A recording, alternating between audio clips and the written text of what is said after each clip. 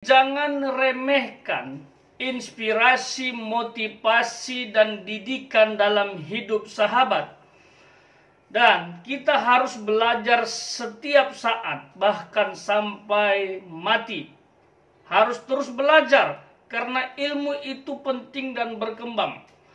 Kita bisa belajar melalui 3 hal. Baik itu secara formal, ya, melalui dunia pendidikan.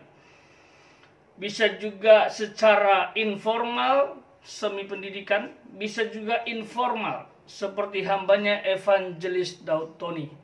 Belajar melalui pengalaman hidup dan melalui orang-orang hebat di bidangnya yang sudah disebutkan tadi 5 orang. Wow, luar biasa sekali.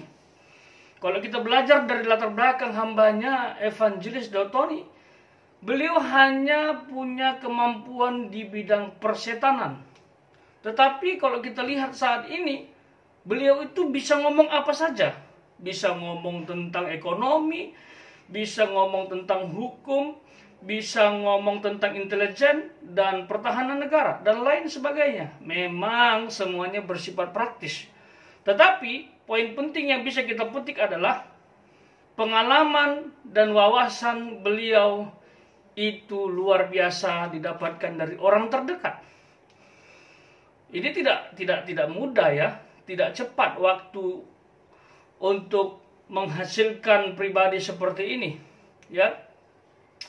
Dan luar biasa sekali dalam pengalaman hidup beliau tidak pernah gagal saat ditugaskan di medan.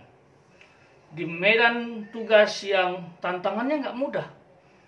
Nah, ini sangat-sangat penting untuk dipahami. Ternyata orang terdekat, orang-orang pintar itu sangat mempengaruhi bagaimana kita bekerja.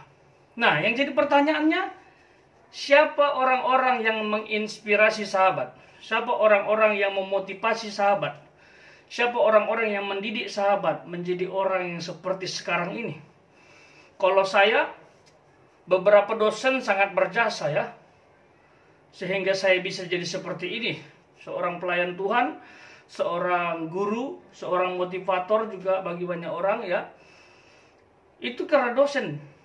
Padahal dulu waktu saya kuliah, saya pernah mau mengundurkan diri, bahkan meninggalkan pelayanan. Tapi ada beberapa dosen yang luar biasa.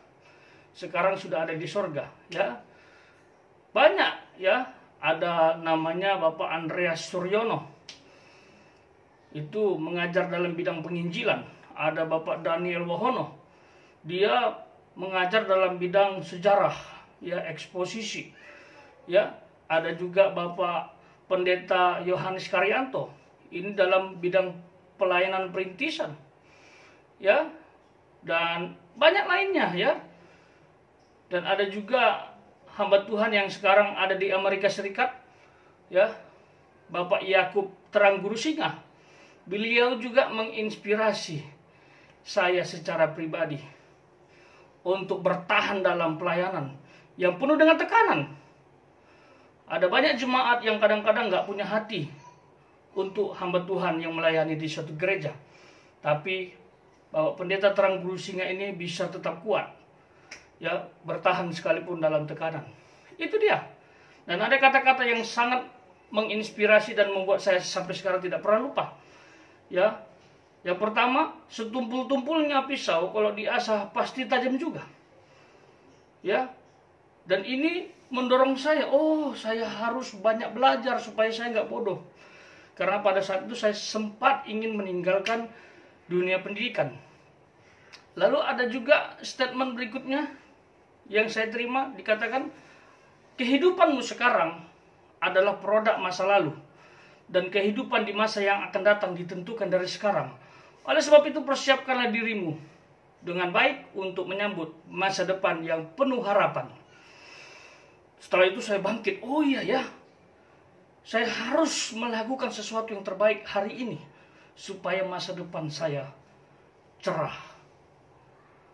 Tentunya Tuhan senang, ya, melihat hambanya berjuang, ya, melihat hambanya belajar, ya.